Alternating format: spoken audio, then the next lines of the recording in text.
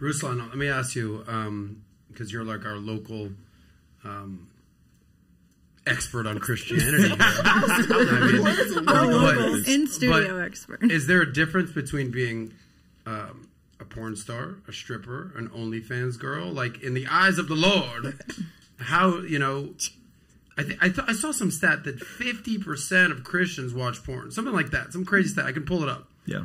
But I think part of the problem I have with, like, Christianity or even the, like, televangelists is, like, the judgment. I feel like it's very judgy. Yeah. That's just me. Mm-hmm. But she's a freaking nurse. She saves lives. Good mom. Good, you know, good wife. She happens to have sex on camera with her husband. It's random. And makes a lot of money.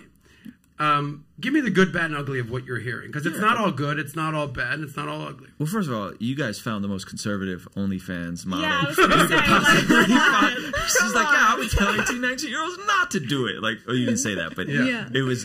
I think there was a lot of wisdom in what you did Exactly. say to that specific mindset. So obviously there's a spectrum. Mm-hmm. I think if we're talking in the eyes of what, the standard is, according to the scriptures, I think there's a standard there in terms of what is the human body designed for. Mm-hmm. Yeah. And we usually revert to one of three things: lust of the eyes, lust of the flesh, pride of life. So that tends to be the things that sell the easiest. Say those three things again. Lust of the eyes, lust of the flesh, the pride of life. So the lust of the eyes is sex. Lust of the flesh is I want to feel good, dopamine, food, drugs.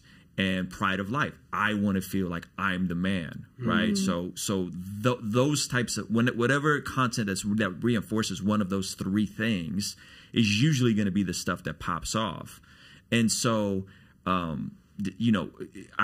love 1 Corinthians chapter 5. And if you guys have ever read the book of 1 Corinthians, it's one of the earliest books written in the New Testament. Paul's writing this church in Corinth, and this is about a decade after Jesus resurrects, and he's writing this church. So churches are growing all over, and there's this church, and Paul's writing them, and he's like, man, like, chapter 1, you guys are doing great. Like, keep going. Chapter 2, it's like, yeah, I'm glad I didn't baptize any of you because some of you guys are kind of weird. Chapter 3, man, you guys are pretty carnal and acting pretty fleshly. Chapter 5, boom, Jerry Springer bombshell.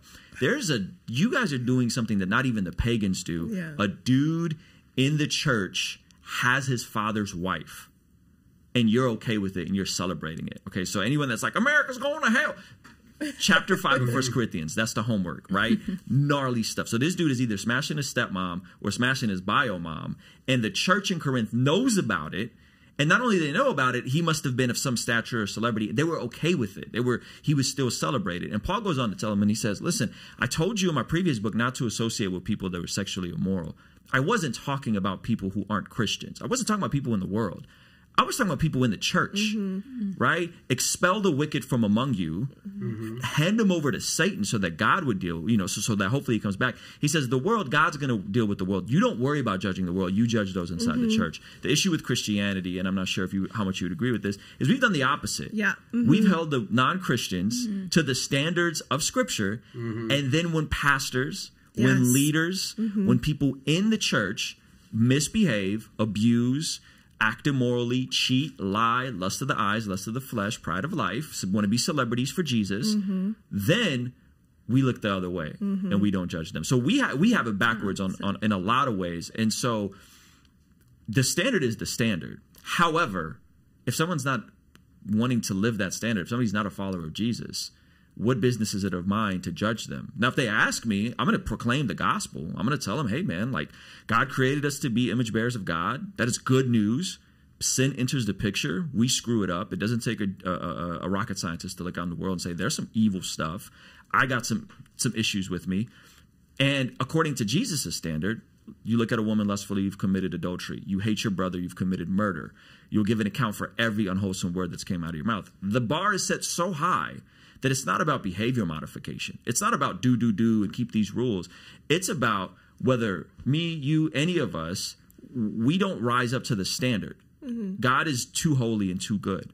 So what does God do? God, being a good, loving God, sends Jesus to live the life we couldn't live, to die the death we should have died on the cross, rises on the third day, and that creates a new pathway, and that is the good news, right? So it's not about like, I'm more morally superior. If I told you all my dirty laundry and all the stuff I've been through, I'm a scumbag, man. Like it's but for the grace of God, there go I, right? Like so it's not a moral superiority complex. It's saying, man, we're all jacked up, but I placed my faith in Jesus, and when I placed my faith in Jesus, something supernatural happened. All of a sudden, the things I used to love, porn, sexual immorality, hooking up with girls in high school, I felt very conflicted and convicted about those things. And all the things I used to hate, church, reading the Bible, right, being around Christians, who I used to hate being around Christians, all of a sudden I started being drawn to those things. Something supernaturally happened in my heart. I think that is the good news. And so I think what happens is, though, that's never really fully articulated, and then we go on and we're projecting something. And a lot of times it is that we struggle with something, so we project it on the world, and the world is like, dude, I didn't sign up to follow your Jesus. Yeah. You know, and I do believe that faith in Jesus leads to ultimate flourishing. I do believe that is the best way to live, not as like a prosperity gospel, but as in like your heart will be changed and you will enjoy more contentment and joy. So I do believe that. So with regards to this, my question would be, honestly, is there an exit strategy? One, is there a certain dollar amount you're hoping to hit? And then two, do you see yourself doing this indefinitely? And could this be redirected in a more, I don't know, educational route, right? Like if you and your husband, like, yo, we have this poppin' sex life. Yeah. We built this OnlyFans thing. Check this out. Now we're going to give you guys some game. Maybe we won't be on camera, but we'll do a YouTube channel and we'll provide value in terms of this is, you know, hey, like, do you keep a schedule? Do you not keep a schedule? Do you, right? Like there was a lot of things that like me and my wife just didn't know. And like we got around more married couples and it was like, no, you have to keep a schedule. I'm like, yes, schedule. Good. It's on the books. Right. So it's on the books. It's literally on my calendar. Not right? penciled. Right. So that I would say, like, one, is there an exit strategy? Is there a dollar amount? Sorry, I'm going on a tangent. No, you're great.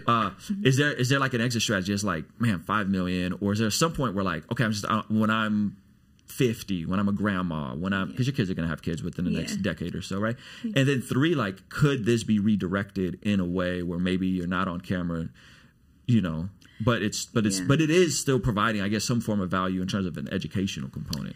Yeah, absolutely. I mean, it's not something I want to do for a long time. And the great thing is I hate to even say that I want to do, because I don't have to do. You know, it's not like, obviously we've made enough money now where I could probably stop working forever.